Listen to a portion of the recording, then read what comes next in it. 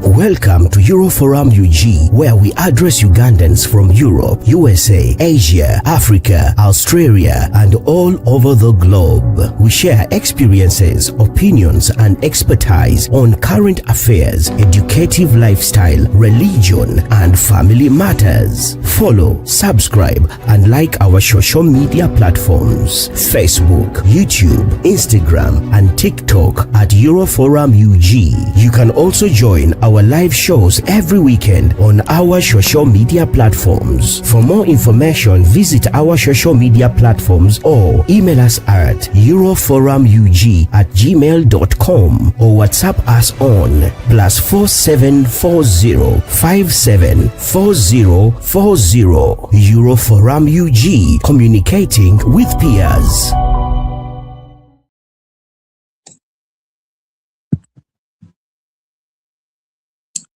I want to greet you all. Moses Mugisha is my name. I'm coming to you live from Oslo, Norway. I'm taking this great opportunity to come to you as we air our last show in 2025. We want to thank you on behalf of Euroforum. I want to thank you all, our dear viewers, those who have been watching right from January when we had our last first show to this day. Today, we are landing the year. We are having only 10 days left to close the year. This means so much to each one of us. We want to congratulate you all who have achieved something remarkable, and maybe that might not be visible in this year. And on the other side, we want to feel for you who have had it rough, lost loved ones, property, and gone through a lot of things. This has been 2025, and maybe something might happen in the remaining couple of days. But for now, we want to thank God who has brought us this far. Today, we come to you with a show in line with immigration, life as immigrants. Immigrants can be opened up in different facets. But anyone who has left their countries of origin to wherever you live right now. And on my panel, I have with me our guest, in Denmark. He's Peter Bbaale. He's a Ugandan who has recently contested for the local council elections, and he pulled off a very, very amazing campaign. And for that reason, we intended to have a conversation, and we see what he has to reflect about in line with the role of immigrants in the politics of their native countries, their host countries. And on the side, we also have Sarah Nabakooza. She's a Univision journalist reporting for the Parliament of Uganda. And she'll be giving us a reflection from immigrants, how they're involved and how active they are in the politics of Uganda. And for them, that's their resident countries. Otherwise, thank you so much for tuning on to Euroforum. This is your platform where we communicate with peers and speak to life into others, reflect on a couple of topics, and engage with you, our peers. We shall go right away to introduce my very first guest, Peter Bbaale.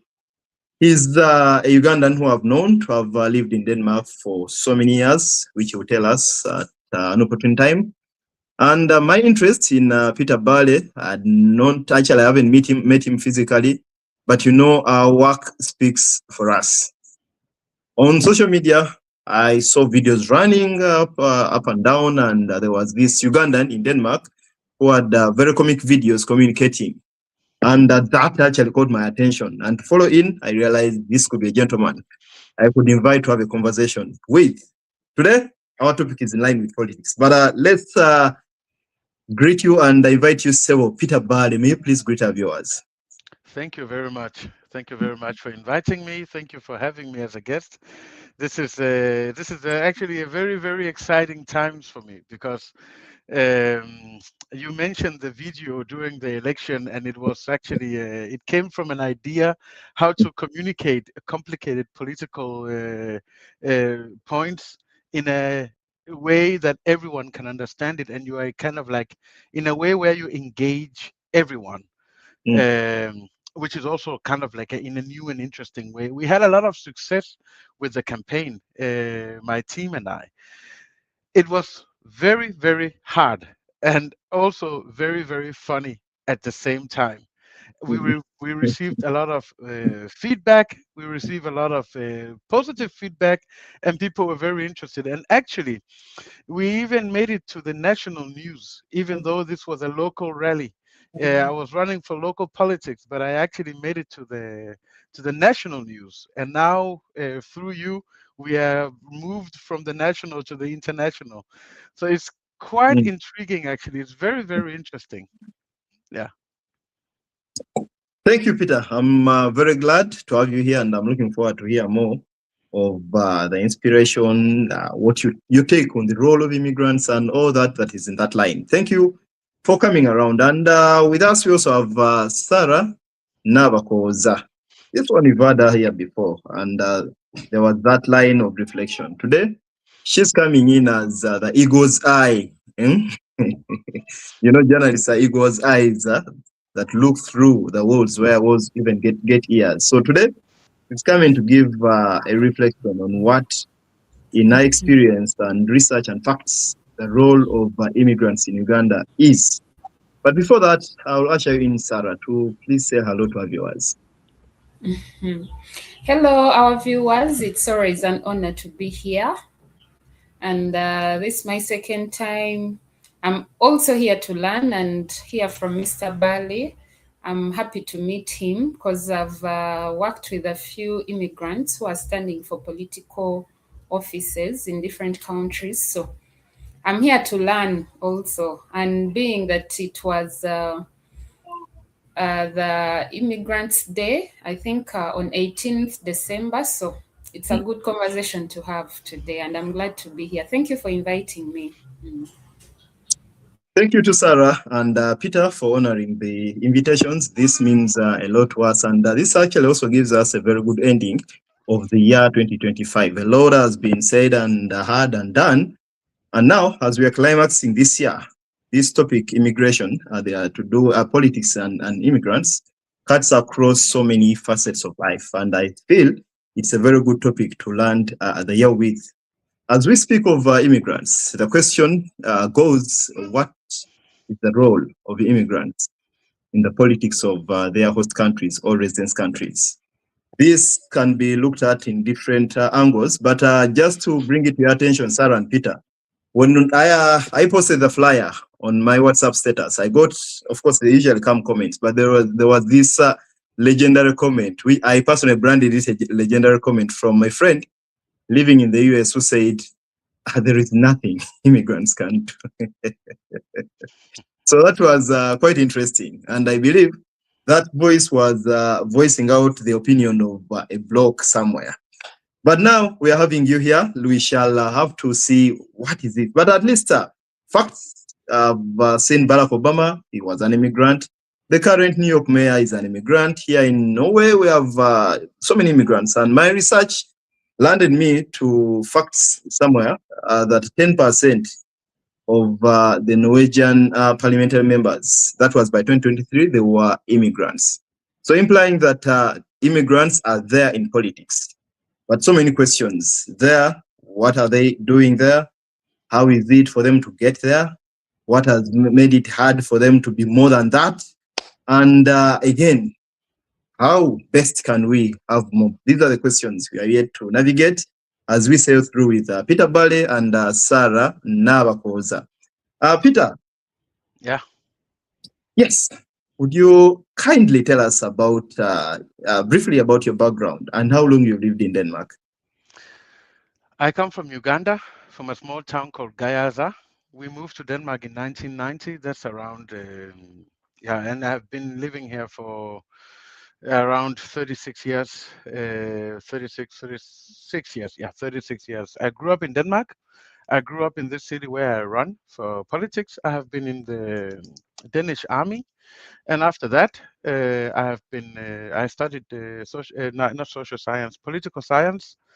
I have a master's degree in political science. I have been working in Copenhagen municipality, and now I'm working as a what you call it, a kind of a senior consultant, developmental consultant in the Lolland municipality. That is the neighboring municipality to the municipality where I was running. I have a wife and I have 3 kids, and I'm a very happy man.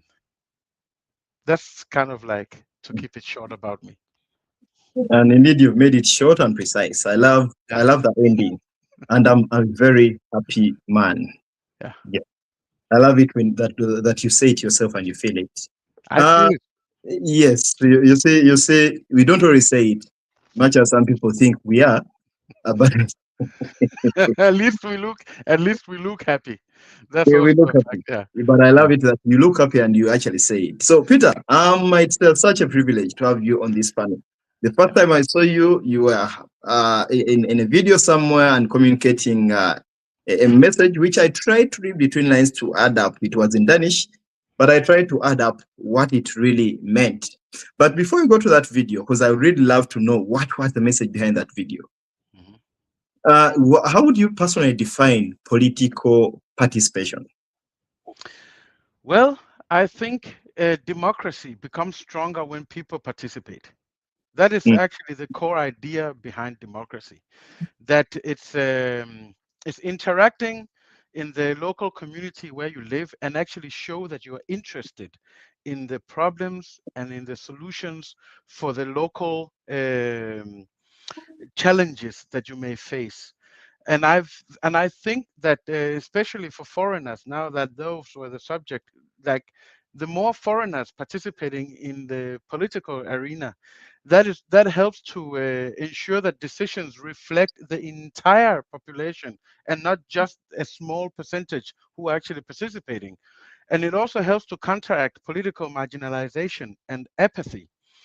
And it also helps to represent experiences that might otherwise go unheard. So it's a very important thing to participate in politics, and I think it's especially the democracy, which is the foundation for the freedom that we are enjoying here. That you have democracy, but a very, very, very big cornerstone of a democracy is that people actually value it and participate in it. Yeah, and you could also actually say, yeah, I could say more about that. I mean, for foreigners participating in politics, you acting as a bridge builders between groups, and reduce the us versus them thinking, and start to participate like this is this is our community. We kind of like identify with you. We want to work with you. This is an us, you know. And we might disagree on some certain political views, but we are in this kind of arena. We want the same solutions, but maybe we disagree in the way to those arenas. And I think that's a very important signal to actually send in the country where you live, that you are interested. Thank you. It's said all over the internet, and maybe some of us have come to believe it, that politics is a dirty game. Do you believe so? I believe sometimes politics is a dirty game, but I believe that it's up to the single politicians to decide whether they want themselves to be dirty. I don't have to be dirty just because everyone else is dirty. And I believe strongly that I am who I am, what I am, what I believe, my morals, my ethics. That is what I bring with me into politics. And some other person can bring their morals and who they are into politics. And people, it's up to the voters to decide who they want to vote for. And I know that there's a lot of dirty games, there's a lot of dirty play, and people make deals and run away from it. And but it's up to the single person to decide what kind of politicians you want to be. Thank you. To you, our beloved viewers, this is a conversation that is winding up our shows this year. On the panel, I have Peter Bbaale, a Danish politician who is proud of the fact that he's a Ugandan. And we also have Sarah Nabakooza. She's a Ugandan journalist reporting for the Parliament of Uganda. So our discussion is spinning around the role of us, immigrants, in the politics of our host countries. And this is where we also invite you to drop your reflection and your opinion about whatever is going to be said here, but also what you think about the question. Feel free to share with us your opinion on this. Peter, definitely when someone watched those videos, the enthusiasm, the energy, the passion that was reflected in that video shows that there is an anchor somewhere. I'm just curious, what inspired you to take a step Yeah. into politics? What inspired me to take a step into politics was actually that I was very interested in. I was actually a little bit sad to see the local area that I live in, how the development has been for the past 4 or 5 years. And, you live in an area where I grew up here. And I remember that we had more shops, we had more life in the city, there were more things to do. But then you can see how over the past years that this development have been the population have been declining. You have more and more empty shops in the center, and there are so many things that you could actually do, but we are not doing, or the politicians are not doing it. Instead, there's a lot of time spent on political bickering and teasing each other and making groups and alliances and who did what to who and so on and so on. And that is actually the things that kind of like annoyed me a little bit, because I want development and I want the best for the region where I live. And I don't understand why the development can happen in all other places. But here, where we have the resources, we have the nature, we have everything we need to be a flourishing and developing municipality. And that was what motivated me to participate in politics. In order to, instead of complaining, I wanted to be a part of the solution.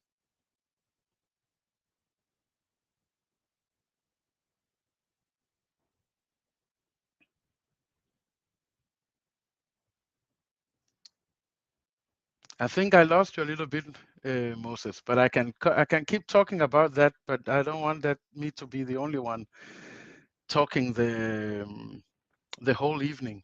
But since I can see that you're on your way. Overall, I would say that the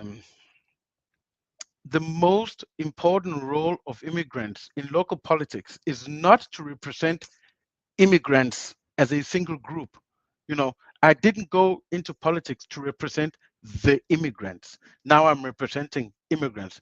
I don't think that is a good idea. I think we need to act as active citizens who contribute to democracy, social cohesion, and better local decision making on equal terms with everyone else. That's, I think that sums it up. But I hope that you are ready, Moses. Peter, do you hear me? Yeah, now I can hear you. Oh, Yeah. sorry. Got some an interruption here, but thank you so much for that reflection. What I take from I was actually hearing you, though I got an interruption here with my gadget. But what I got from your submission was that your observation of how things were running, and also what I can also relate that we oftentimes complain about things not being done the way we want to, but maybe the charisma and the energy to push for them to be done, or to get in there to do them by ourselves sometimes Yeah, lacks. And for you, you chose the other way, to just get in there to have them done as you wanted them to exactly. be done. Yeah. And that is being part of the solution instead of, it's very easy to sit down in a sofa in the Mm, comfort of your house mm, behind four walls and complain, or write something on Facebook and complain. I mean, everyone likes to complain nowadays. Complaining it has become the new national sport. You complain about not enough money for the mm. elders, there's not enough money for the school, the foreigners are being treated bad. Nothing is good enough. Even in a country like Denmark, you can compare Denmark and Uganda and you say, what on earth does the Danes have to complain about? uh, but even here they complain. People everything is a problem, but it's so easy to complain, but it's much harder to do something about it, to actually rise up and go out and engage yourself. And I don't want to live life the easy way, choosing the easy path, the path of least resistance, just to complain. I want to be part of the solution, and that requires hard work, and that requires to actually engaging yourself. And speaking of resistance, Hmm. you just mentioned that you live in a small commune or small municipality. Yeah. Of course, even without getting to know the numbers, I could just compare with Norway and know that there's not so many immigrants there. Aye. So, speaking of resistance, Yeah. did you find any sort of resistance on your way Oh yeah, into? I did. I found resistant. It was actually, as we speak, it's very, very, very difficult for me to break through in the local media, for example. It was so hard. I mean, I was in a good example is we had a rally in the local sports hall. There was 470 young people there, and they had a vote before and after the debate. It was a debate with 12 politicians, and I was one of them. Before the debate, they made a poll, and I and 2.9% would vote for me. 2% at 2.9%. After the debate, I won 62.1% of all the votes. They would vote for me. 62.1%. But still, that story, it was so difficult to make it to the local news, because I remember the journalist, the local journalist, he looked at me and he just passed me. And he went and interviewed one of the losers. And then I could read an article the day after that one of those who actually lost a lot, he he framed it as, wow, this guy had the whole hall and he had all the people in his hand, and how was it to reach out for the young people? And I was smiling for myself, and I thought, my goodness, he didn't reach the young people. That's something I did. You don't go out from a place with 62% of the vote and you didn't reach people. And then that is kind of like the more civil way of meeting that kind of resistance. And another, uh, and then you find out that people are calling my political party saying that they don't want to participate in debates if I am there.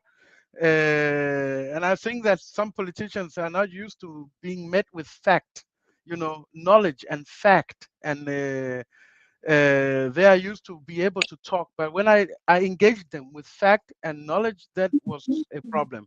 And I met people, and I also received racist comments like "Go home to your country, don't be here," and so on and so on.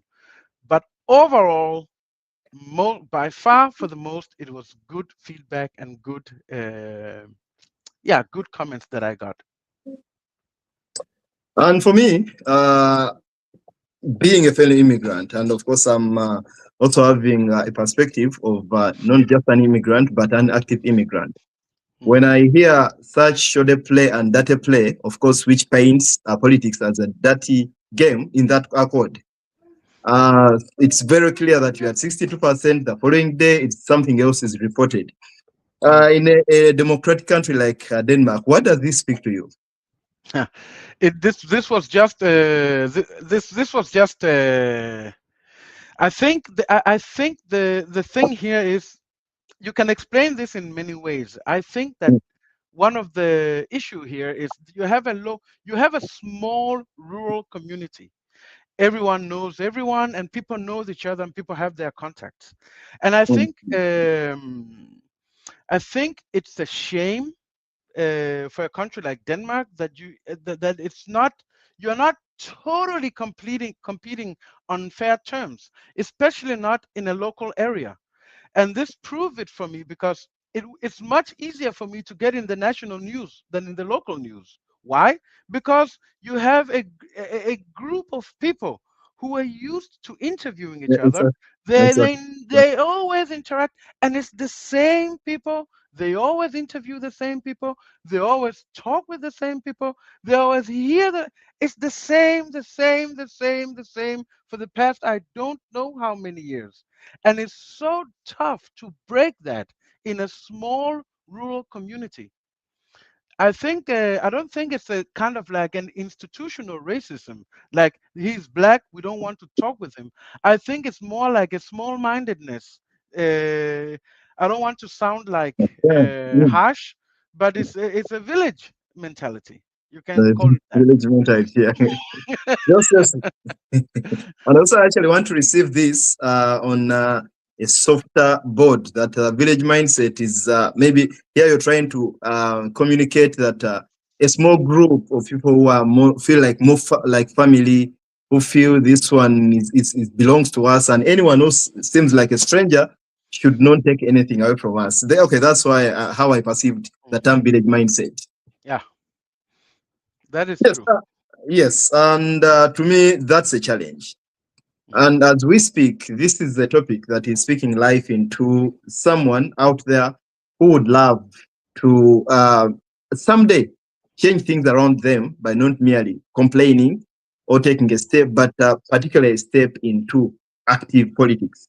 So this is a challenge. And would you do you have any other challenges in the same line that generally you think immigrants face into breaking this membrane to get in the corridors of power? I think that I think there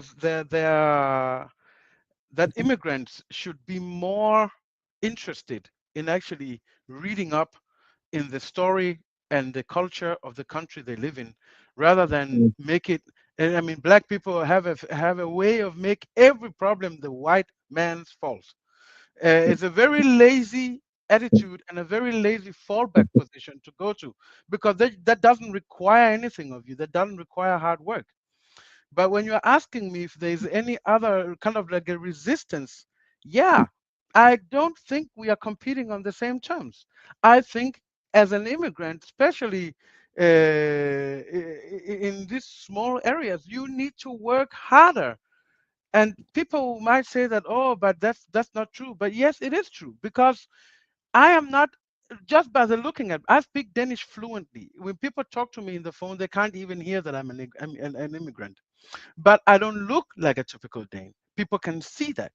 And you have national political parties who are speaking, criminalizing and making a villain of immigrants. You know, immigrants, they come here, they come to steal money, they come here to do this and do that, and so on and so on. Even those who are well educated, they are also a problem.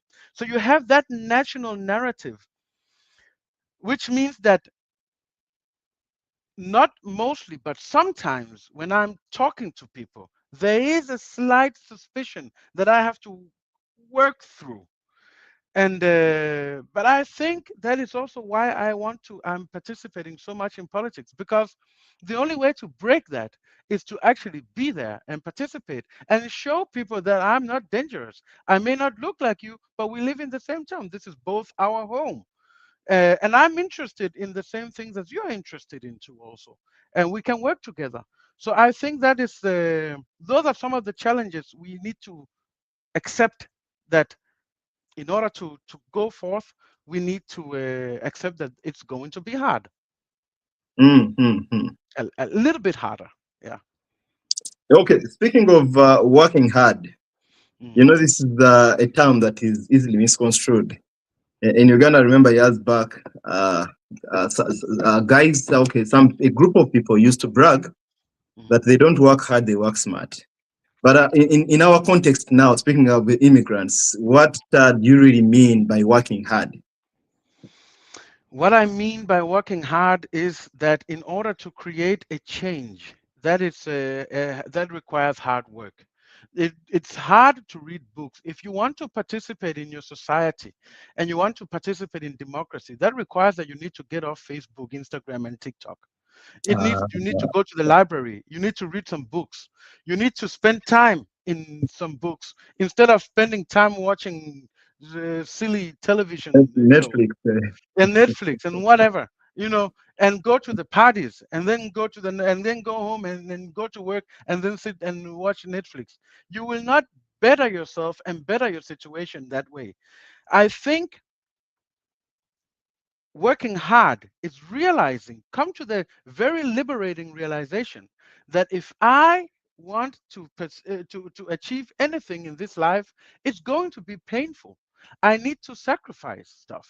I need to sacrifice my comfort, and I need to do something, read, educate myself. And I need to do that harder than my competition. And in realizing that, then that's, I mean, I deal with the world as it is, not as I wish it to be. And that's just the world we live in. So and I mean, start reading, read about politics, educate yourself, because there comes a day, it's not a waste of time, but that knowledge is accumulated in you, and one day a door will open and you will be able and equipped to walk through that door because you spent time educating yourself.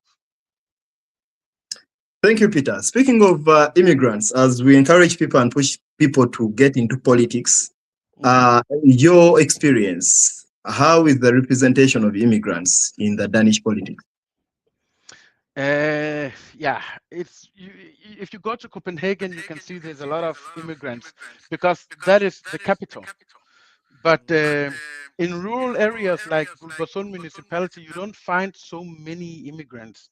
You find a few immigrants, but the percentage is not that big.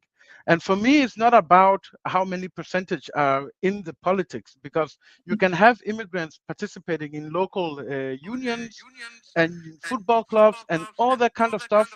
And that is also important. But for the most part, no, we don't have so many immigrants in the leading political roles as Danish. Thank you so much. So much. You're watching us. We are live on Facebook and YouTube. It's a conversation around life as immigrants. Of course, we've from time to time discussed different facets of life as an immigrant: parenting, education, entertainment, and right now it's politics. And with us, we have Sarah Nabakooza. Of course, one would wonder, Sarah Nabakooza, yes, she's a journalist, but what is she doing in talks about immigrant politics? She's in Uganda. Yes, this is the reason that loops Sarah into this conversation. Sarah, besides her work in New Vision, she also writes and brings to life diaspora stories, but only positive stories. Sarah doesn't write about that. She brings life to diaspora stories. And with that experience and exposure, I believe she has something she has seen and probably compared to Uganda. But she being a journalist as well, this also gives her a ground to know something about the role of immigrants in Uganda. So, Sarah, speak to us with your eagle's eyes and digital eyes. What is the role of immigrants in Ugandan politics? Ugandan immigrants. Are we talking about politics in Uganda because we are in a political season, or immigrants all over the world? We are talking about immigrants because at least if the last I checked, Uganda Bbaale refugee camp ranks number 2. It's the second largest in the world. And of course, there are refugees, or rather immigrants, who are not in refugee camps, but they're already integrated. As we speak of immigrants, we have the biggest number of immigrants, and those are the Indian immigrants and many others. We have immigrants, actually, we have Norwegians living in Uganda, those are also immigrants, and many others. So the role of those immigrants in the politics of Uganda, not about Bobby Wine, not about Museveni, not about, but the role of those immigrants in the politics of Uganda. I'm just requesting I talk about politics as a whole, because we also have immigrants like Mr. Bbaale who are Ugandans, but in political offices or roles elsewhere. Yeah, so one thing I think politics is a very, very big role for every country. And we saw now, like recently, if we talk about Mamdani, who is like a recent immigrant politician, who is now a celeb, known worldwide, we know that immigrants have a role in politics. like Mr. Bbaale said, first of all, when you're an immigrant, you're a citizen. You're a citizen in that country you're living in, which means you have a say in everything, in the policies, in how people live, but also to raise a voice on the issues that affect your fellow citizens. So one thing that I think immigrants have like 3 roles that they play in politics. And I think number one is, like we said, the citizens. So they're eligible to vote. So now, like in Uganda, if a politician was to win, they need the numbers. So if immigrants can vote, it means they have a say on who is going to rule. It might be the president, it might be a local leader, anywhere, but yeah, immigrants, when they vote, they also add on the voice of the local people to say, this is what we want, this is what we support. And then also, number 2, what I think, like when you read most of the manifestos of these politicians, immigrants have a say without saying. Because when you read the manifestos of the presidents, of the MPs, of people, they talk about immigrants, our people, when our people leave Uganda and stay elsewhere.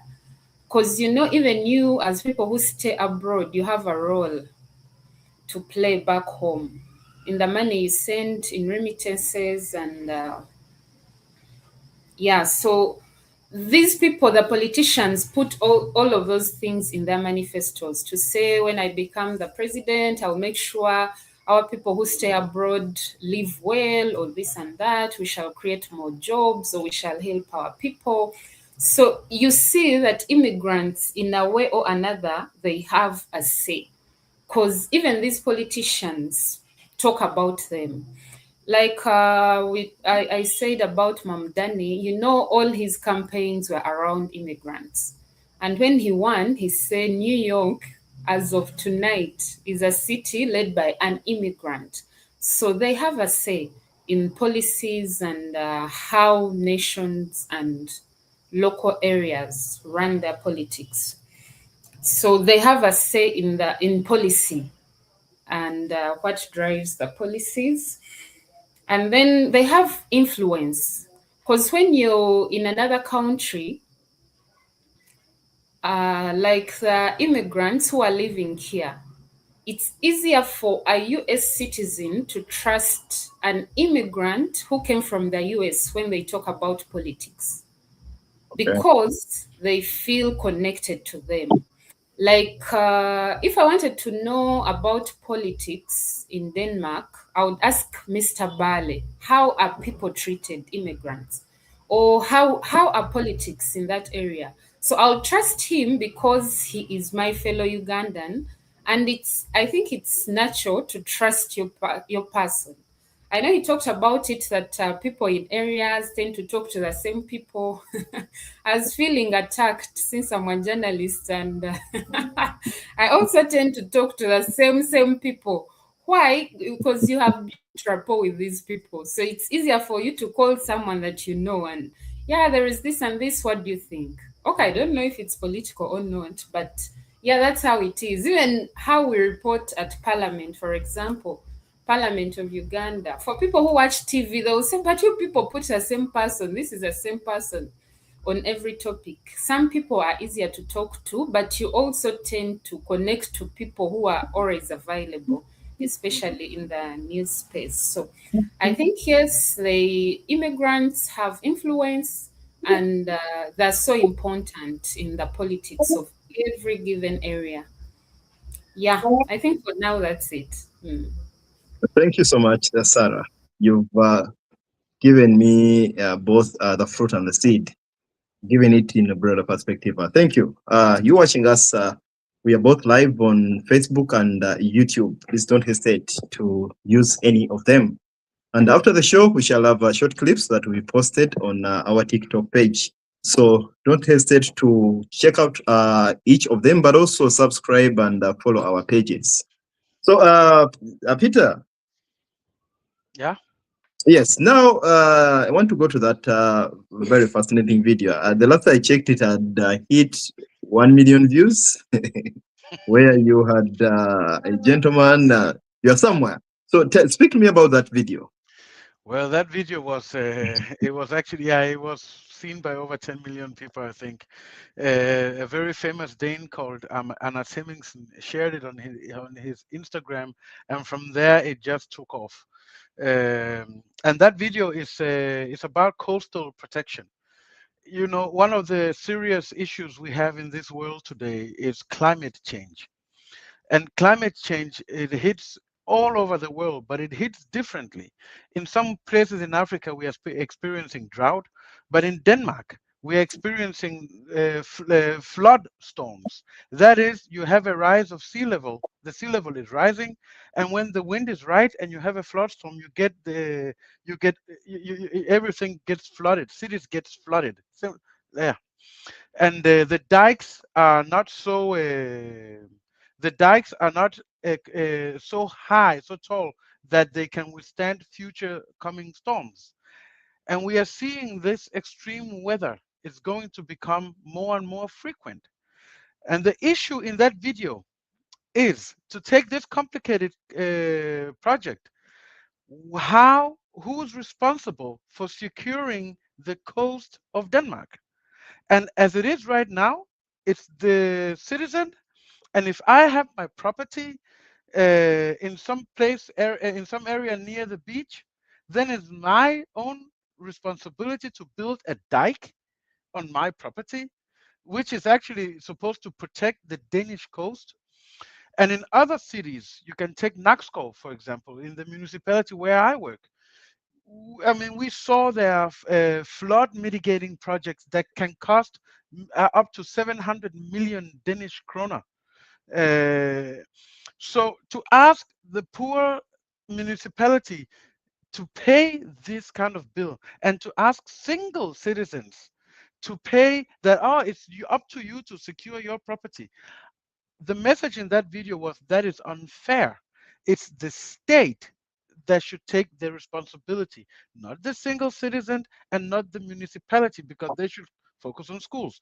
So this is a complicated subject, and they have many, many, many facets.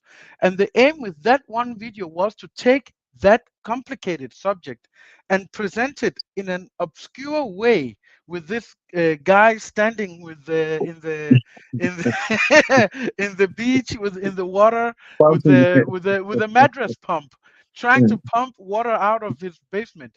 And that was just in order to kind of like to highlight the absurdity in leaving these kind of projects to the municipalities and to the people who own the property, because we're going to experience more and more and more extreme weather. That's what all the data is showing.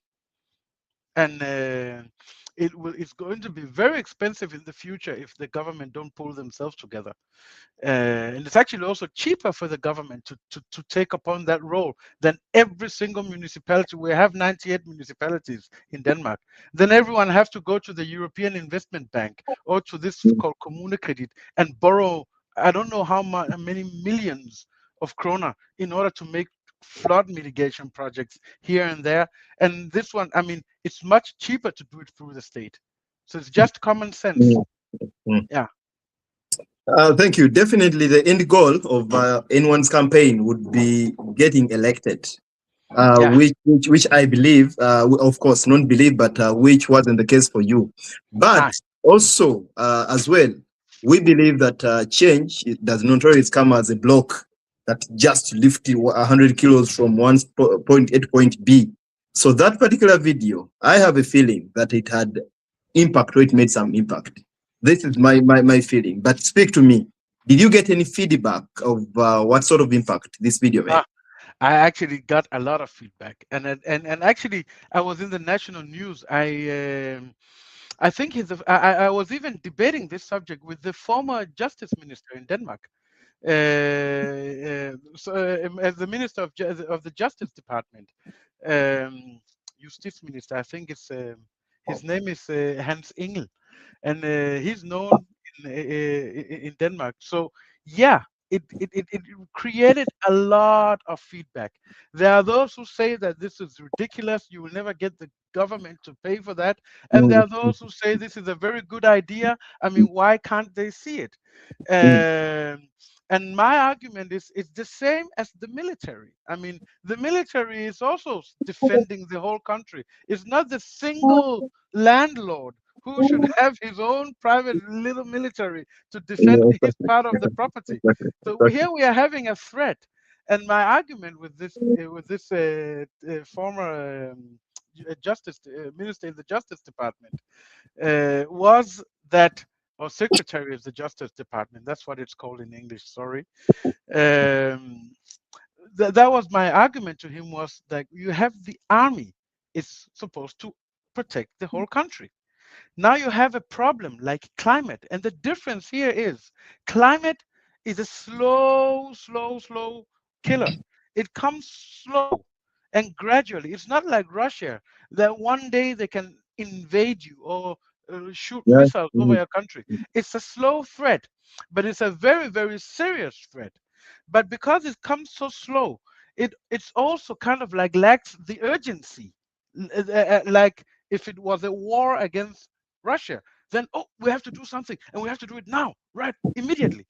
But the other one, which is also serious, but it comes so slow, and mm, people kind of mm, like get mm, used to that. Oh, that mm, was not so bad, mm, not knowing that in 10 years, in 15 and 20 years, there we are gonna experience some very bad storms, mm. um, and then it's going to be even more expensive than today. Point is, Yeah, it's politics, it's prioritization. yeah. But and what does it have to do with immigrants? I mean, I am in effect, I am showing the Danes that I am also here. I'm also concerned in the same issues that are going on.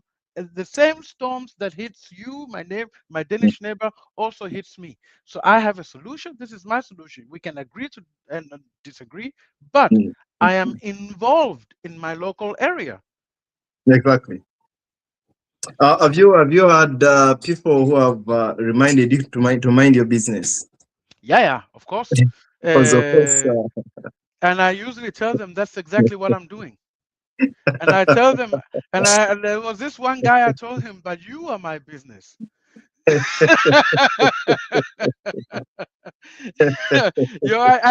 I you know, made your welfare, your good health and welfare is my business. mm, like the guy I talked about who sent me, who commented on the flyer Yeah, that there is nothing immigrants can do. So when such people hear these reflections and stories, they certainly get perplexed because they don't expect you to be minding somebody else's business, maybe not knowing that it's actually their business. it's actually their business. Yeah, Speaking and of, that is please go ahead. no, it's okay. I mean, it is their business. I mean, I've heard that kind of stuff from many foreigners. It doesn't help. It don't know, nothing is happening. It's very corrupt, and so on and so on. Mm, And it's a very easy place to be. But that is actually what you call a self-fulfilling prophecy, because if everyone resigned from politics because it didn't help, of course, then who will get the power? That will be the extreme people, those who have mm, maybe extreme views, and then you can sit down and complain all that you want. And then the things will happen, and you can sit and point fingers and say, whoa, how did this happen? How did they pass that law? Yeah, they did it because you are uninterested in actually participating with your voice. And by the way, as I used to tell my kids, I have three of them. If we are going somewhere and we mm, agree to go on a certain restaurant, it is those who speak who have a democratic right to choose. So if you didn't complain, if you didn't say anything, then don't complain if we go to the restaurant you don't like, because you had all the opportunities to speak. And that's the same principle here. You can't just sit back and say democracy didn't work because I didn't get it my way. I mm, can't mm, just sit back and complain and say, hey, I didn't get elected. Democracy doesn't work. That is exactly what democracy is. that I don't get my way all the time. But there are some people who agreed with me, and I'm gonna try again next time. Maybe I can convince some more people. But people are giving up too early and too soon because they didn't get it exactly their way. But then you have a misunderstanding of what democracy actually is. It's not a dictatorship. It's not your way. Then it's democracy. It's the participation, and that is the fundamental principle for all the freedom we are enjoying. And I know that it kind of be a dangerous subject to touch on the democracy in Uganda, but if you if you compare Denmark and Uganda, I mean, here we don't kill each other. The people don't kill each other. You can be opposite each other, but you don't kill each other and jail each other for being in an have opposite political views. That is something to think about. That is a gift. And yes, Sarah, I see you smiling. Would you love to chip in there? I'm still in Uganda, not about to leave, so no comment. I recently met some people at a party. And of course, people who know me that I don't have public political opinions, whether in support or against. And when I made this statement, this person we were meeting for the first time. So immediately I say that, and this person tagged me, yemwe. So I don't share opinions publicly, wa movement. And this person got so aggressive. And this actually reminded me of the core differences between Uganda or Europe generally and Africa. So of course here, it is very, very normal. And actually sometimes we were encouraged not to discuss politics publicly. But even when you discuss politics, it is okay for someone not to have an opinion or to have a contra opinion. But that aggression is also something else. It will be a discussion for another day. But for now, Peter, as we encourage or speak and inspire immigrants to join politics, so their role anyway, must immigrants be involved in politics? Must they anyway? I think they must be involved in the local communities. I think the danger that you are experiencing as an immigrant is to find other immigrants and create your own immigrant group. Not participating with other people, because that only helps to have that is suspicious. That keeps the prejudice and suspicions alive. I think you don't have to necessarily be a politician, but engage in the society. Go out and meet some person you never saw before. I mean, say hi to people. Peter, let me just cut you short, just to see if I've understood you well, and maybe to the viewer out there. When you say creating your own immigrant groups, you're pointing at initiatives like maybe the Uganda Association in Norway, Uganda Association in Denmark, Uganda Association in Germany. It's about you, locked in groups. Is it that? Okay. I think it's important to have those groups, and it's okay, but not only to have those groups. There are many immigrants, they never see. Some immigrants, they meet within themselves and they speak within themselves, and they don't have Danish friends. And I think that's the wrong path to go. You can always try to go to a football club, become member of a chess club or book club or a handball club or some club of some sort where you meet other people that are that are not from maybe your own country. And it's okay to have the other. I mean, you can have the Ugandan communities and the Philippine communities and the this and that and so and so and so. But the participation in the society, that is also politic. It's not just running for office. It's also to be a member of the football club. It's also to be a volunteer in whatever need there is in your society. And that is how to bridge cultures, to be the bridge between cultures. That is important for immigrants. Thank you for that reflection. Speaking of that, it reminds me of a couple of initiatives where immigrants are encouraged to open up borders, to open up boundaries. not to create a Uganda in Denmark, not to create a Uganda in Germany. I mean, we are us, and then they are them in that accord. Recently we had a course. I took part in a course, which is in English it's called Trust Builders. This course is hinged on a research that has been made that Nigeria, Uganda, and Somalia are the most affected countries when it comes to child welfare cases where children are taken away from their homes. And this course is to groom and educate and create knowledgeable people who can be bridge builders or trust builders between the state and the immigrant families who will have lost trust for each other.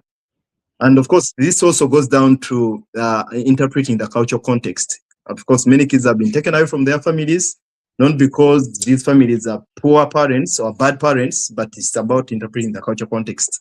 And somewhere during the session, something like this came up, that the challenge is there is an information vacuum between immigrants and what they ought to know, because it's about them, it's their cliques, it's about them and us, and things like that. Yeah. Yes, And I'm glad. Also, speaking into what you're saying there, is this it's an identity thing, actually, because I remember when we grew up, we were 9 kids and we had our grandma, and our grandma, she had a stick, and she would say things, and if you didn't listen, she would she would you will get spanked, but that is illegal, and that's how we grew up, and it was okay, nobody got harmed by that, but that is illegal in Denmark. In Denmark, you can get into jail for that. The kids can be, if that would have happened to us, that would be very damaging for our family. But this also speaks that you have, I mean, my grandma, she came to Denmark and helped taking care of us. But there's also a knowledge of how this society works that she didn't have. And that's what many foreigners, they kind of like bump into, like, oh, I didn't know that. That was not because I want to be cruel. I just didn't know that I am not able to spank my child, because they come from countries where that is perfectly normal, and that's what you do to discipline a child. But here it's illegal. So there are ways where you are, what is it? There are this kind of like this position where at the same time you come from a culture, but you are in another culture. You want to integrate with the new culture, but you also want to maintain your own cultural identity. I lived in Denmark for so long time, but I still identify myself as someone from Uganda. But I live in Denmark. And if I go to Uganda, nobody sees me as someone from Uganda. They see me as a Dane, Oli Mudeni. So I'm kind of like I'm in the middle of two cultures where you're not fully in this culture and you're not fully in the other culture, and that is I just accept it. That's also a culture in and of itself. So to get back to this, I think as you said, it's a knowledge of the country you live in, and it's also it is a question of identity. Who am I? And you bring who you are to the new country you come to, and sometimes that new country have laws and regulations that can conflict with who you are, and that can be a problem. Exactly. And I feel moving forward, someday we shall come back to open up more about that. The fact that you're a politician, and I believe the next time we come back here, I mean, it may not be exactly the next time, but someday you'll be already in office and you're speaking as one of us. Maybe the mayor. Maybe the mayor. And speaking of you getting in office, which I'm very sure that you someday be there, I want to first pick a thought from Sarah. Sarah, earlier on when you were giving your input on the roles of immigrants, you referred to Mamdan. And of course, Mamdan, okay, the Mamdans of this world. where you get an office and people looking onto you, your people. Okay, in our context, Mamdan is our people, the Indians and the Ugandans. In line with expectations, do you think now Mamdan is the mayor of New York? Do you think this is going to impact in a special way the Ugandans living in New York?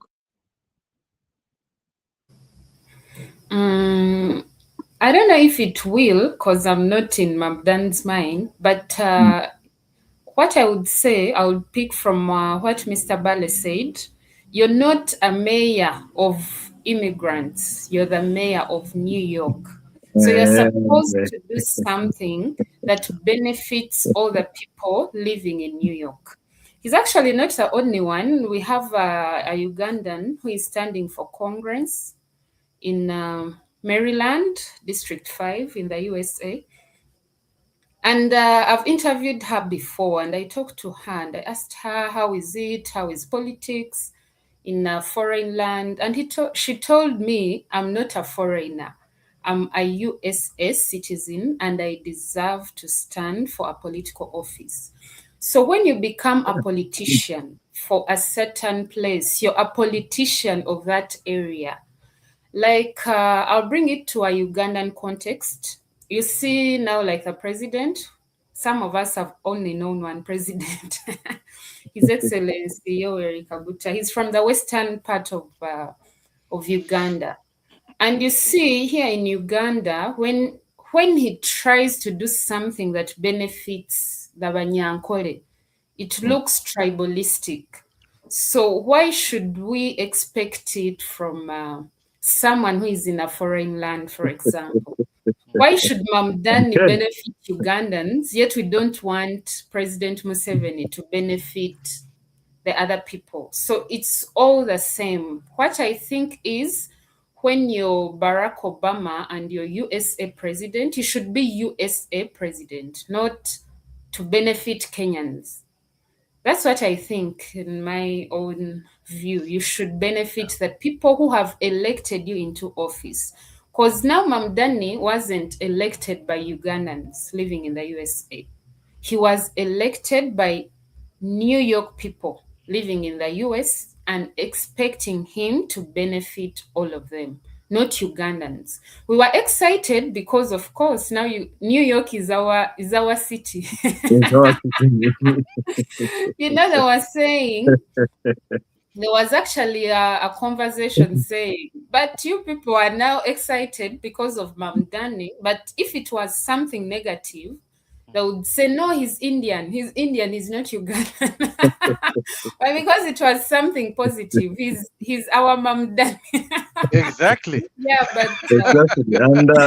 And I think that rhymes well with the saying that omwana omubi avumaganya nyina. I know, right? So, yeah. So now he's not Indian, he's Ugandan. He's Ugandan. Ugandan mayor. Yeah. So we're excited. I actually wrote to him. And I wanted to have an interview when he won the election. And he didn't write back. And I took a chance. I was like, oh, maybe, who knows? So I took a chance. Now I'm actually mentioning it. I hope he's watching this program to get back to me, Mamdani. If you're watching, please get back to me. I still want to have that. I love your style of doing things, eh? No wonder those comic videos that drew a lot of attention. Yeah, so what I wanted to wrote say, that we are fellow Ugandans. I mean, it's good to inspire each other. What I wanted to say, I also almost interviewed the New York mayor, Mamdani, mayor-elect. Okay. Yeah, but me, I didn't write to him, but because I almost interviewed him. I have connections. Gamba no. Yeah, but what happens is, when he was elected, I was told they change his contacts, his email address, so he gets new contacts. But Don't worry, we'll get him. Even me, I'm looking for him. In case he's watching, I'm also looking for him. And I'm also looking for him. So wanted. Mamdan, Mamdan should know that he's wanted. But I love, yes, of course, I also love that that energy, Peter. Because, like you said, I took a chance, and you see, many of the things we do in life are about chances. And the Norwegians, is it a Norwegian saying? I don't know. I first heard it from Norway that the worst you can get from a trial or a chance is a rejection. But I think it's international. And it's international. I first heard it from. But Peter, the same question over to you. What Sarah just submitted to. Now that when you get elected, in that it's good. How is that the name of your community? How is it pronounced? Gooden. Gulbason Kommune. Good. Okay, that word. That word. That when word, you're elected, yeah. When you're elected in that commune, in that municipality, your expectation, definitely there are people like us who will be expecting you to treat us differently, and there will be the likes of Sarah who will be expecting you to treat them on the same line. Yeah. So what would be your take? I must say that I totally agree with Sarah that I'm not, if I will ever get elected into any office, I'm not elected to be a Ugandan member of parliament or the mayor for this or that or the other group. It's you're elected to work for your local community and and it will actually be a very contradicting thing to do, to favor a certain group just because they're black. For me, it's not about skin color. It's whether is this a politics that makes sense for me or doesn't make sense for me. And sometimes you say something, this makes sense, and sometimes people say that, oh, that doesn't make sense.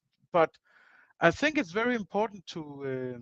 That is the problem we have in African countries. Like if someone gets elected and they don't represent the country, but they represent certain groups, and it's a tribal mentality that I don't see how that would survive in a democracy like like Denmark. That doesn't mean that it doesn't exist here. Maybe it does, and it probably does in some areas. People know. I mean, if you know people, you have better access, and if you know the prime minister, of course, there can be some benefits in knowing her. That's very normal. That's just how life is. But I will not be actively working for one particular group if I'm elected to represent and work for the whole community. Thank you, Peter. Now that you run a very vibrant campaign that saw you penetrating and engaging with, like you mentioned, the Justice Minister, and I believe many others have received you on their screens, and probably are very eager and wanting to engage with you or bring you on board their teams. Now that you didn't get elected, until the next election, what do you plan to do politically? You just relay back and they didn't work out. Yeah. I mean, I've actually had time to reflect on what to do, and I think I'm going to engage myself more in the local community, because I also think that I've met many people who told me that if we had known you, we would have voted for you. Oh, if I had known you, you would have had my vote. That makes very sense what you're saying. So I look at this as the coming time is actually running for office. So I engage the groups, I engage the young people who want to vote for me, who likes my ideas. I keep them engaged, involve myself in different local unions. It could be teaching, it could be for free, it could be volunteering in this, that, or the other. But it's for me, it's about being engaged in the local community. So that I think that is the key to get elected here, that people are safe with you and they know you. And much as I don't live in Denmark, and of course there might be some positive bias because you're a fellow Ugandan, But when I watched your videos, the first video was, of course, that with your fellow legend with whom you are pumping, wanting to clear 10,000 liters of water with just a pump. And then I kept watching several others. It became very appealing to me. I have my reservations why I paid so much attention to you. But in your own opinion, what do you think made you so appealing to I the think it was population? if you hear many politicians how they come with their message, they always have some bullet points. When I get elected, I want to do this for the elders, I want to do this for the school, and I want to do this for this one, and I want to do this for that one. And then that is what they want to do. And then they come the complaints. It cannot be right that this one did this, and that one did that, and that one did that, that one did this, and so on and so on. And that's where it stops. You put it right. Nobody present real actual solution. I want to do something about the school. Okay, what is it concrete? Mention one thing that you will actually do. One tangible thing that you are actually going to do this thing, and you don't get that. And it's a normal way of running political campaign, and it's boring. We have a newer generation, and they are used to today's media world. You have social media that you didn't have many years ago, and communication is just on another level today. So I very quickly found out that the video and mixing the serious with the absurd to make it funny in some way, it's actually very appealing to people, because it's not, they get like, that was funny, I want to look at it again. And then they get the message, but they share the video because it was funny. I personally watched that video more than 3 times. Yeah, and people are sending the video to each other because they say they are funny. I had parents calling me and telling me that their kids are telling them, if they don't vote for Peter, we are running away from home. And those kids are writing to me and asking me to look through their school assignment, because now they made a video in my style, and they want me to look through it and see if it's okay before they submit it to school. Can I have your poster, Peter? Can I have your poster? I got so many of such. And I believe somewhere some could have even tried using it as a challenge, like of course social media challenges, the Peter challenge. Yeah, they did that. So I see you as a petal sprout, yet to sprout out into a rose which we do not know how many roses will come up. But you personally, where do you see Peter Bbaale in 10 years from now? In 10 years from now, oh my goodness, I have not thought that far. I just thought 4 years from now. That is, I see myself being elected for office. And if that goes well, that I get elected for the city council. Right now, this was my first time running, and I got a lot of experience now. But if I get elected, then I would have to debate that, or not debate, have a conversation with my wife if it's okay to run for the national politics. Who knows? Maybe that's where I will be in 10 years in national politics. Many people actually told me, and this is one of the feedback that I got, that even the journalist who interviewed me, in one sense, he told me that, you know what, Peter, you should be in national politics, not in local politics, because the things you care about, they are national. That is for national politics. You should literally consider to run for national politics. And I said to him, I will consider that, but for now, I like the local politics, and I like the political party that I'm part of. For me, I don't know if it's a positive bias, you being a Ugandan, but I just love your energy. Thank you. I just love your energy. And that approach of communicating out, letting out messages, that was very appealing to me, and it was very breathtaking, and I want to appreciate you for that. Thank you Thank you for very much. keeping now speaking at the Ugandan, keeping the Uganda flag high. But I also know that you're not signing up as a Ugandan, but you're signing up as a Danish citizen.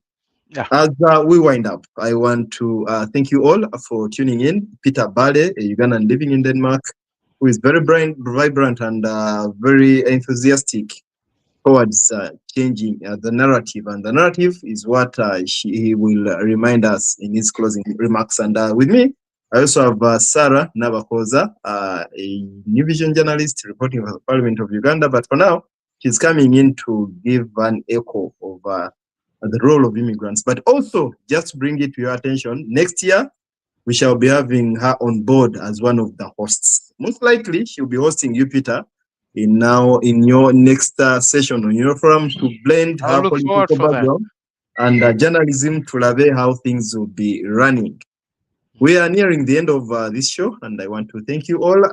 Merry Christmas to you out there. May you enjoy this festive season, but as well, as we land the plane that is 10 days down the road to usher us into 2026, may the good Lord guide us and protect us during these last days.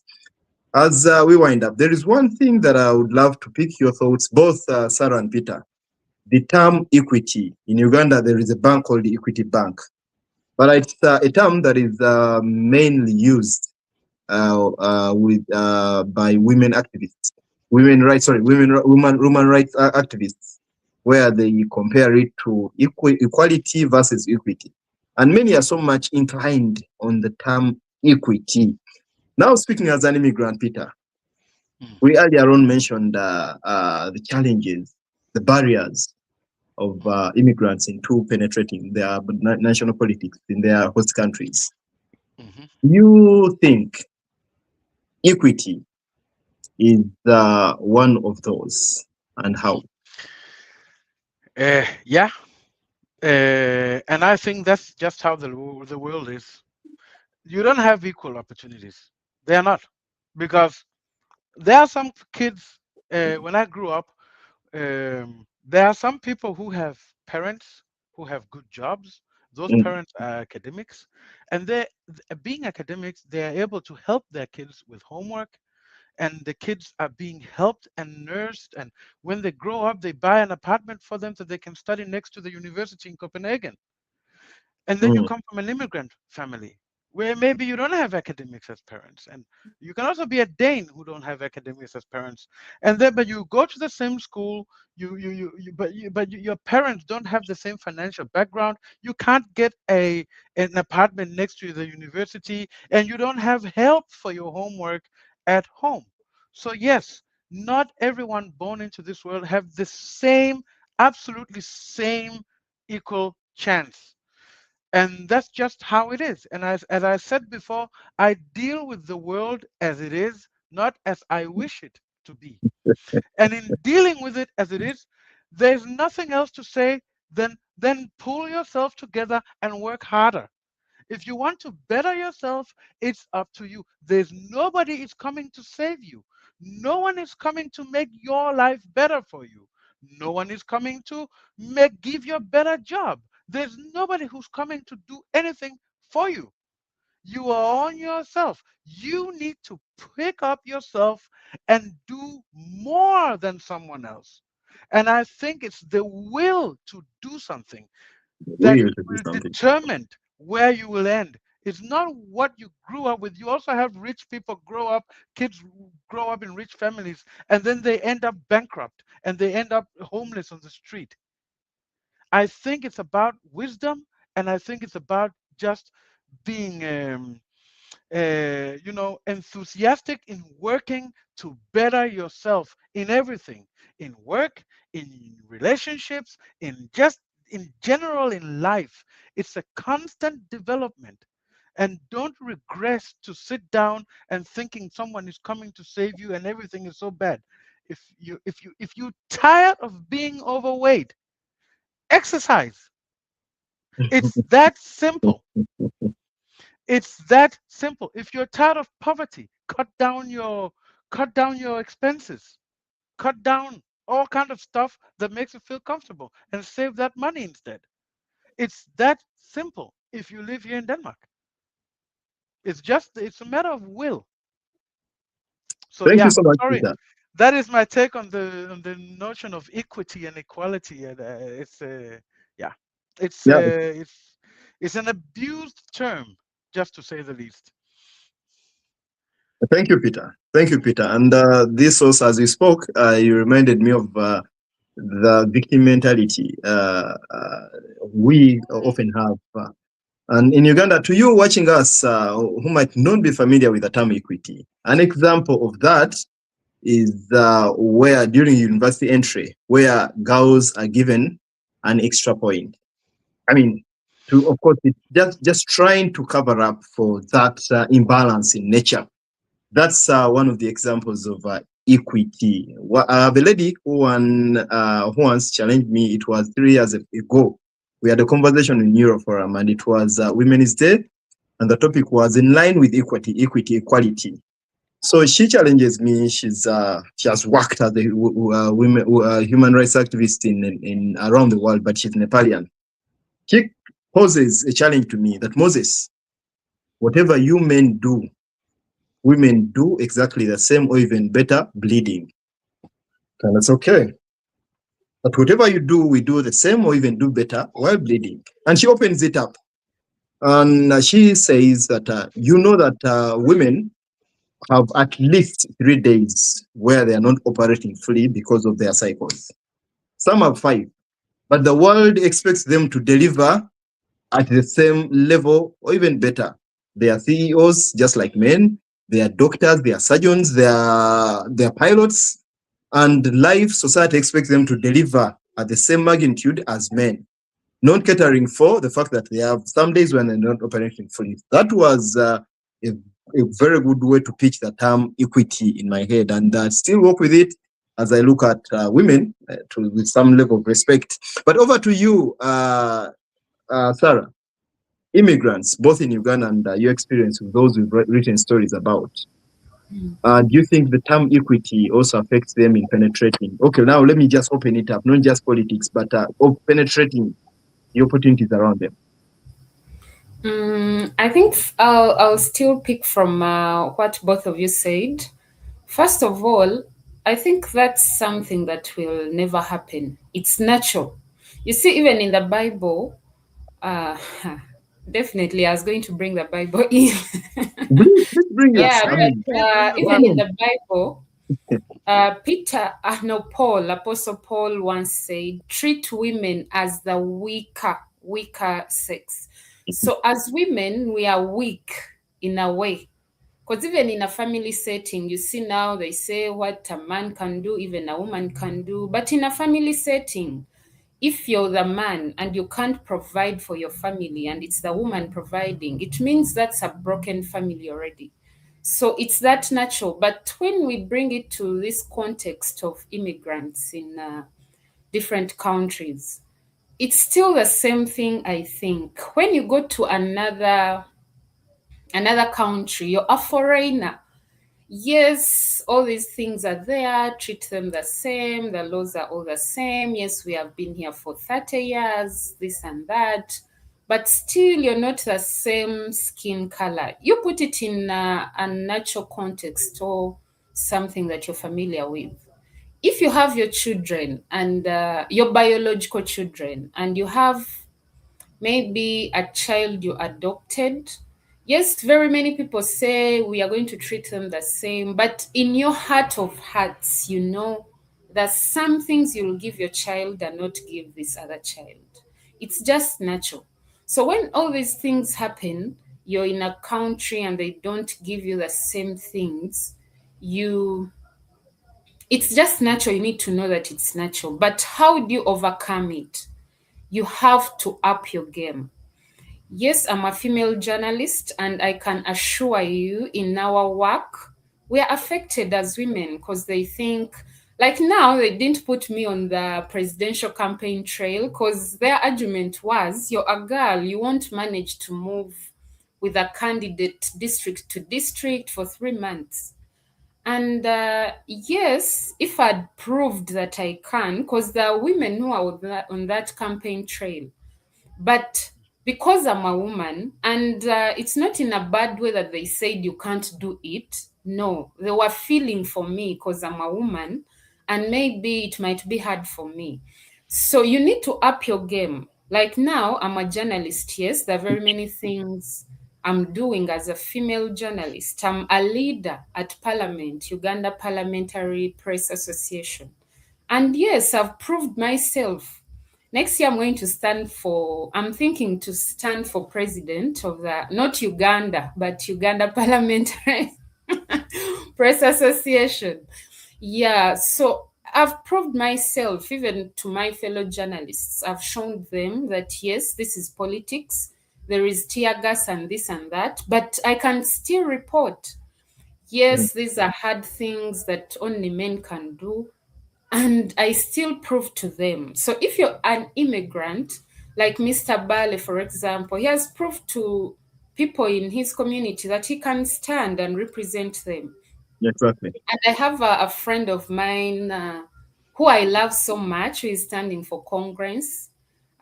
She's called Mrs. Vareve Quincy. She's standing for Congress in the US. And she told me, you need to prove yourself. Yes, you're an immigrant, but go to these communities. Like Mr. Bbaale said, some people said, if we had known you before, we would have voted you. So it means they didn't vote for you because they didn't know you. So if you're to win in the next election, it means you have to go to these people and prove yourself and show them, yes, I'm Ugandan, but I know what you people want. I have a solution for you. But on a normal day, you don't expect to put a Danish who is in that color and you and someone in their normal senses. Okay, I'll put this to pick the other one. Same thing. It's just normal. But if you prove yourself, someone will say, yes, so and so has a different skin color, but they understand what I'm going through. The same reason they voted Mamdani. I don't think they voted him because he's an immigrant. No. He told those people, I can do this, I can do that, and he proved to them. So even the people who are not his color would say, yes, he's not our color, but we want him as our mayor because he has proved to us that he can. Same thing as the former US President Barack Obama. He wasn't, he was an immigrant, but people voted for him 2 times. Why? Because he proved to them, yes, I'm an immigrant, but I can.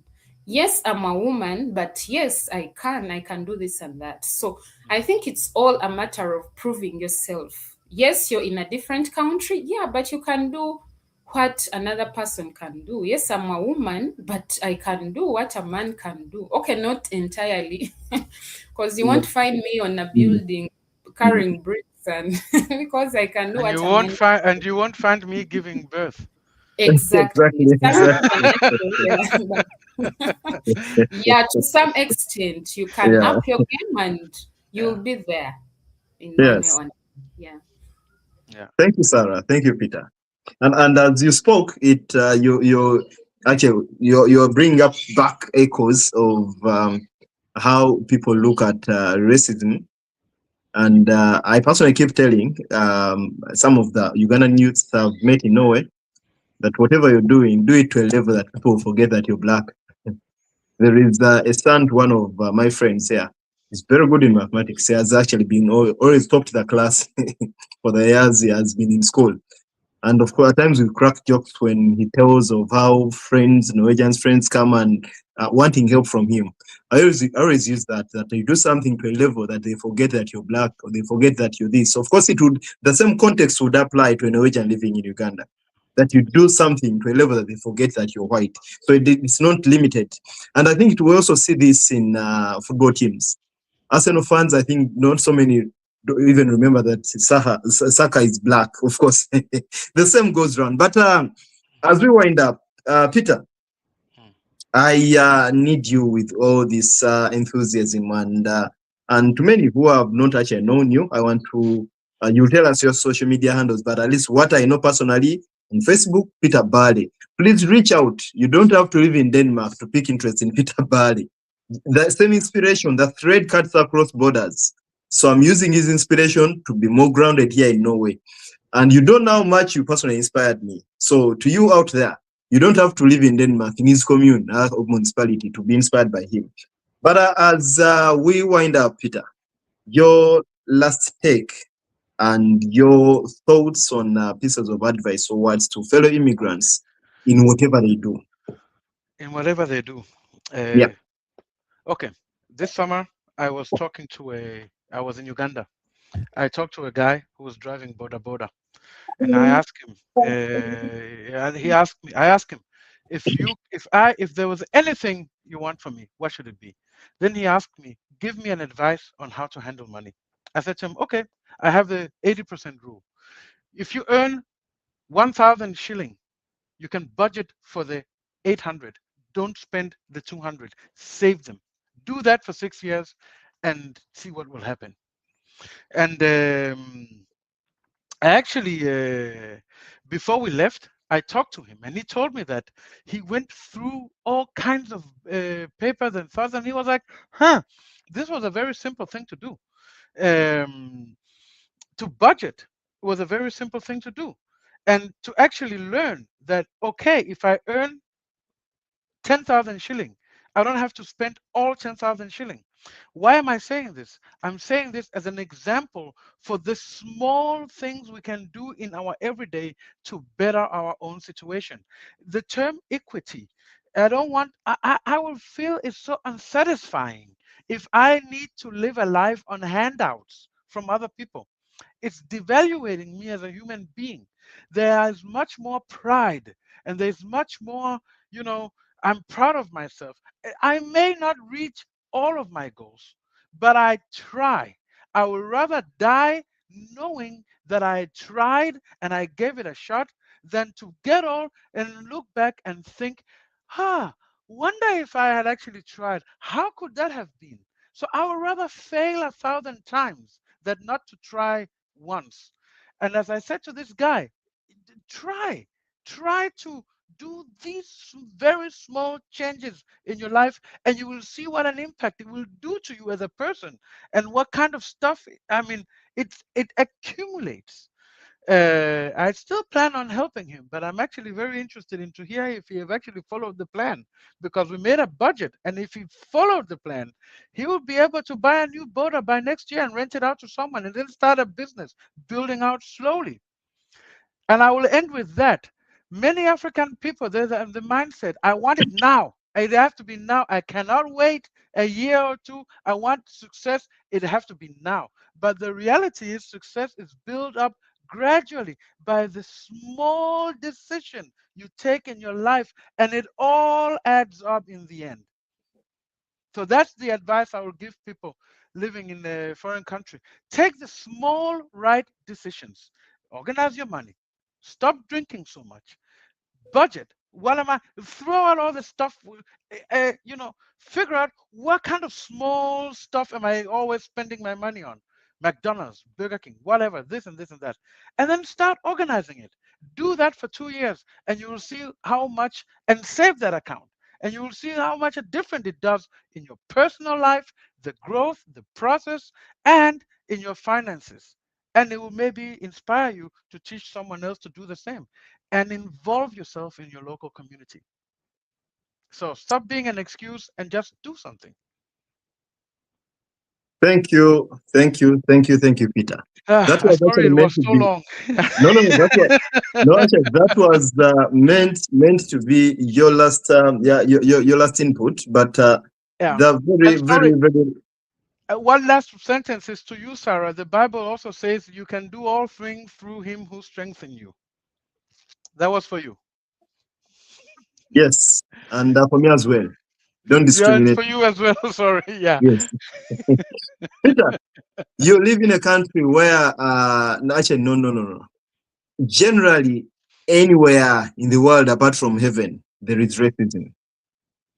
I mean, it depends on how we perceive it. And racism, have you encountered racism in Denmark, by the way, to start with? Yeah, I have encountered racism many times, many times. There are articles when I encountered racism. Once there was a woman who attacked my kids in a safari park.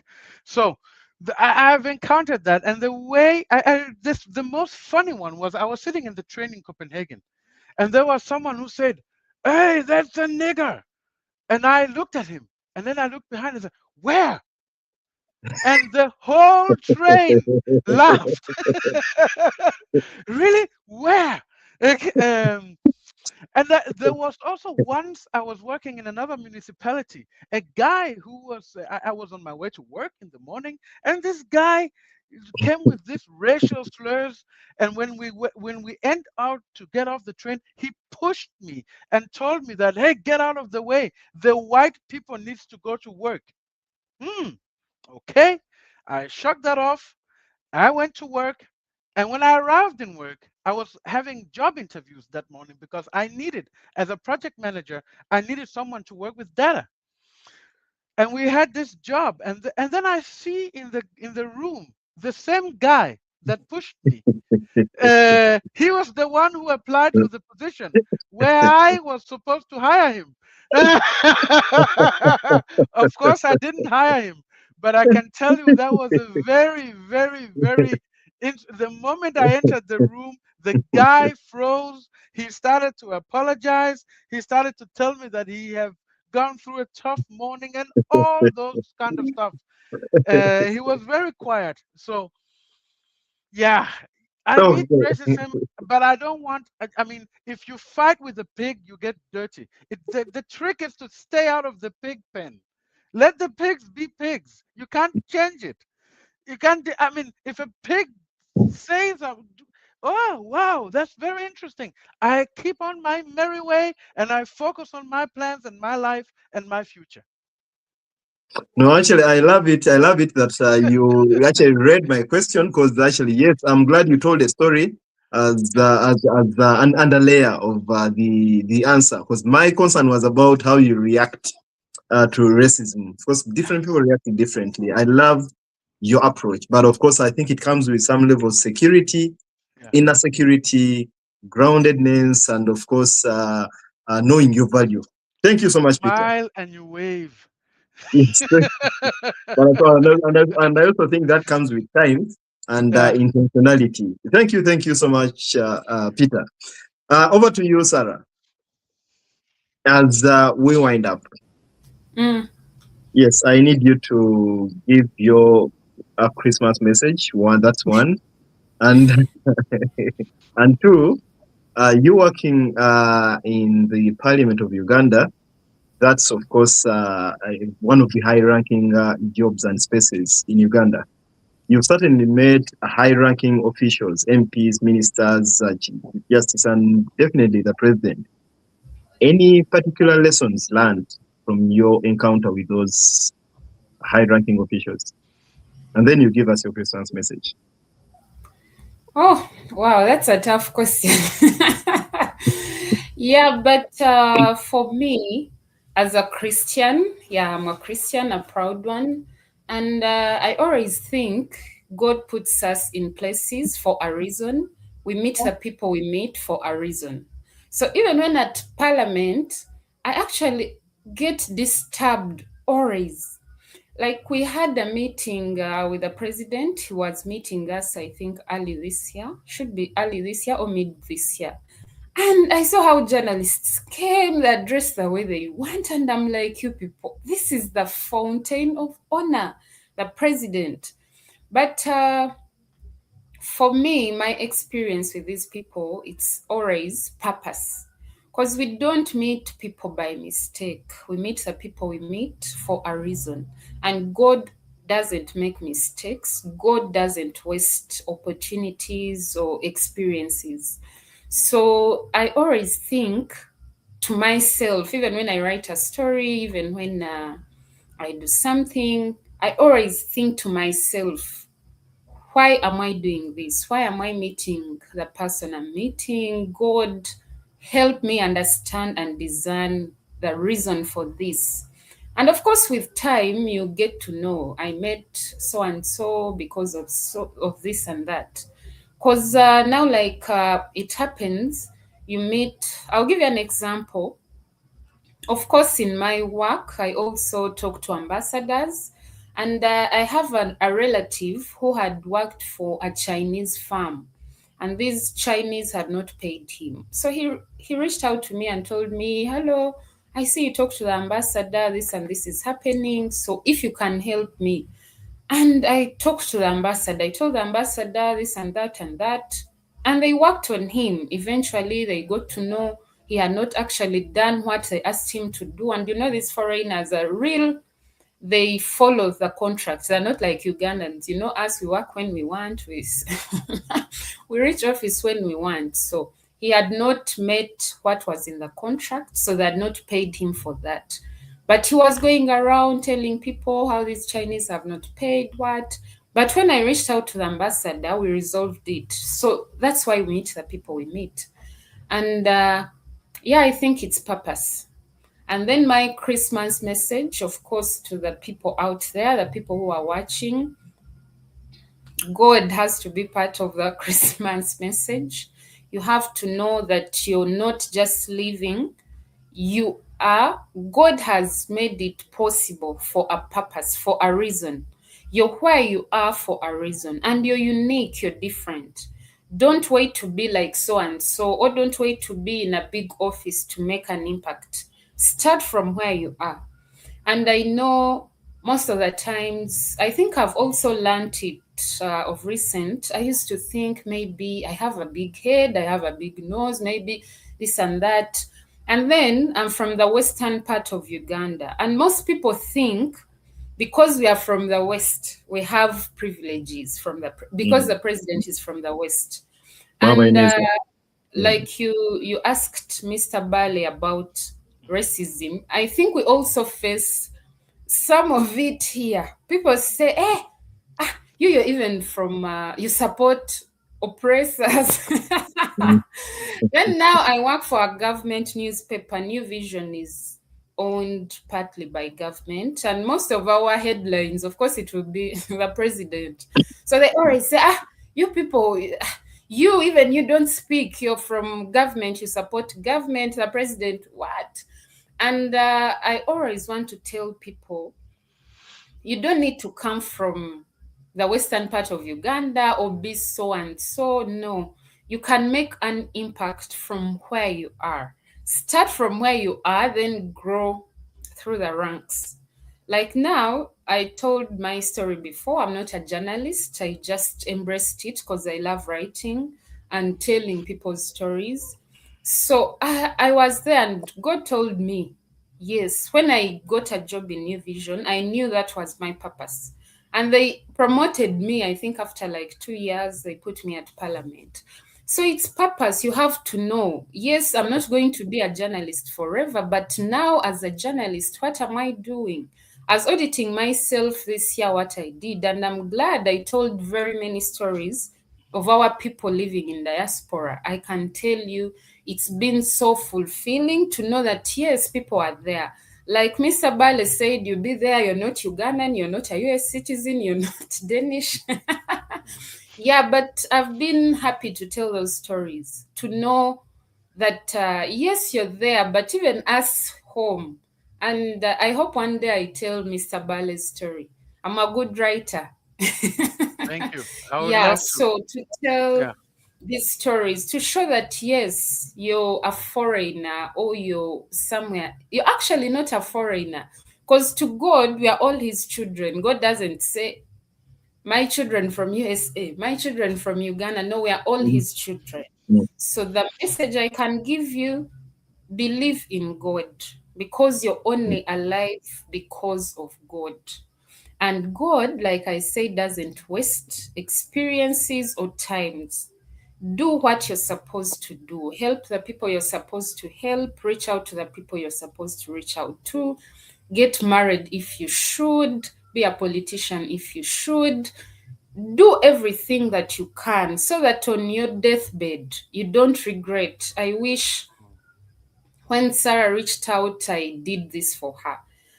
I wish when I was still in my 30s, I ran for a political office. No. Every day when you start your day, no, yes, there is this problem. Where can I come in? Yes, I don't have the money. I don't know how politics works in those countries, but here you need money to be Very a peaceful. politician. Yeah. Yeah, Yeah. you need There's no money. tear gas. Yeah. And like you said, I think politics is easier in those countries because here it's tough, hot. Yeah, but start from where you can. Yes, if you ran for office and you didn't make it, you can still help the people. You don't need to be in Yeah. office to help people. So do Exactly. what you can in real time. Don't wait for tomorrow. Don't say, I'll do it tomorrow. No, do it right now. And you're unique. Believe in God because God is real. God is real. Read your Bible. Because when everything happens, of course, our children, we can't have control on everything. We see where the world is going. We see children living the way, even what parents have taught them. I've interviewed parents who, and even students who tell me, I take weed, I do all this and that, and my parents don't know. So even as parents, even as leaders, that there are things that are out of our control. But with God, we can believe, like the scripture that was referred to me, we can do all things through Christ who strengthens us. And God is able, the Bible says he is able to keep whatever is committed to him. So commit to God your plans, your children, your family, what you want to do, and I can assure you he is able to bring it to accomplishment. Thank you. I talk too Amen. much because I'm a journalist, but yeah. Amen. And It's okay. I'll just add that too much is relative. Yeah. For me, the host of the show is not anywhere close to too much, and just want to appreciate you for that great message, very rooted in reality, but also projecting the future. Thank you so much, Sarah. I was about to ask you and actually request you to, in the first quarter of 2026, please put on your schedule to write Peter Bbaale's story. He's a very busy man, I know. You need to get a fishing net with very small powers to fish him out. He's very busy, but I'm sure he'll fix time for you. Please write his story because what we've just heard here, there is a lot that is untold that would love fellow immigrants out there to tap into. You say it is only a filled jar or a jar with something that can pour in other people's jars. You see, many of us might be having a ground to speak, but in some segments you might not be authorities enough to speak, as some people do. So please, I request you to slot that in your first quarter schedule. Write his story, and immediately I will exchange your numbers. So, Peter Bbaale, Yeah. your Christmas message and your closing remark. Then we shall wind up. Oh, my Christmas message. I think I will stay in the same kind of message as Sarah said. That Christmas is celebrating that Christ came to earth. It's celebrating that God gave. You hear it in the Christmas gospel that for so much God loved the world that He gave His only Son. For those who believe can be saved, and God gave Christ while we were still sinners, and Christ came to this earth and he lived among us, and then he died. Um, in this kind of life, I think it's a very important thing that Sarah brings up, to be aware that there's something bigger than ourselves, that we might not have all the answers ourselves, that there is a life after this one. And one day we are all going. If there are two things in this life that are very, very, very sure. One is you have to pay your tax. The other one is you're going to die. Uh, those are the two constant in this life. Um, and But right now you are alive. Right now you are where you are, and you have been given a chance to live. And the question is what you are doing with that chance. Christmas is not about getting gifts. It's not about consumerism. It's not about the Santa Claus. It's not about how many things you can stop under a tree. Christmas is about reflecting on the word of generosity.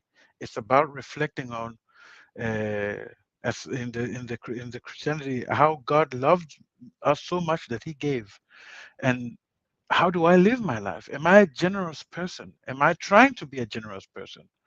Maybe not, you don't have so much money, but you can still be generous in words. You can still encourage people who needs encouragement. So generosity doesn't have to only be about money. So that will be my Christmas message. Go out in your local community and be generous.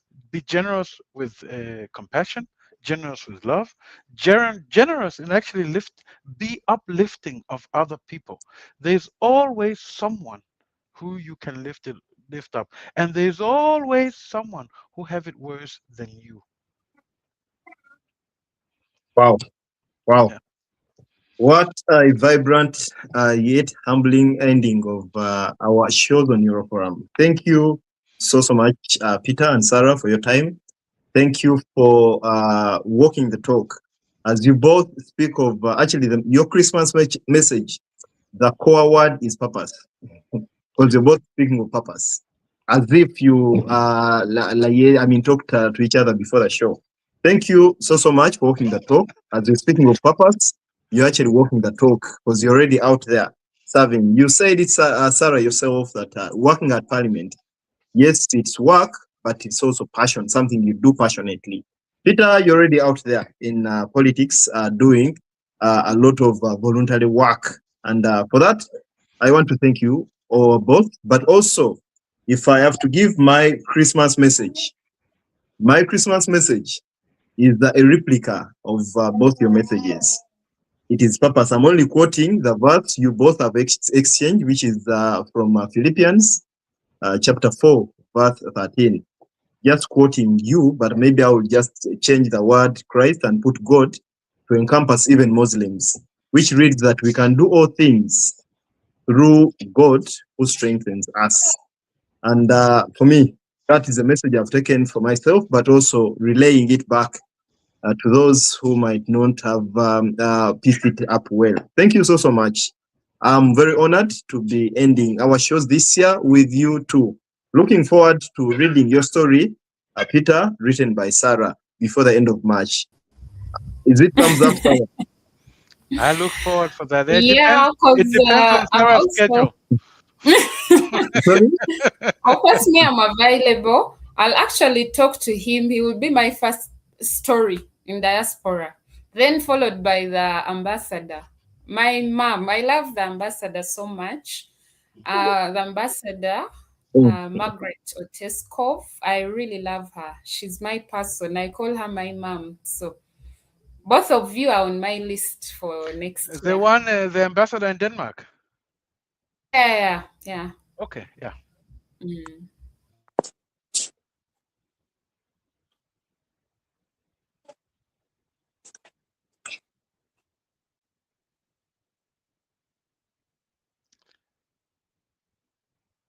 Moses, I think you disappeared. Okay, hello.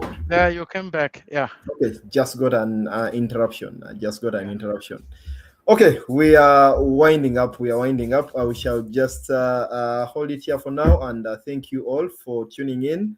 Thank you, Euro Forum team with whom we are working. Next year, we are being joined by Sarah, Nabakooza, and Joanita Bbaale on our hosting team. And with these powerful and grounded ladies, we shall, not even the sky will be the limit for us. We want to thank you all, our beloved viewers, and all the guests we've had from January to this day. Some of you have already received a personalized appreciation notes, and those who haven't received them, they will come. And for you, because of you, we've been able to keep afloat to this day. Very special appreciation to you, our viewers who have given feedback. And some of the feedback has been very piercing, but we love that. Let them in. That's how we grow.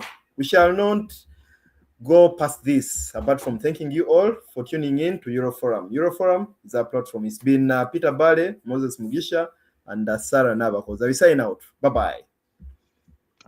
Welcome to Euroforum UG, where we address Ugandans from Europe, USA, Asia, Africa, Australia, and all over the globe. We share experiences, opinions, and expertise on current affairs, educative lifestyle, religion, and family matters. Follow, subscribe, and like our social media platforms: Facebook, YouTube, Instagram, and TikTok at Euroforum UG. You can also join our live shows every weekend on our social media platforms. For more information, visit our social media platforms or email us at euroforumug@gmail.com or WhatsApp us on +4740 574040. Euroforum UG, communicating with peers.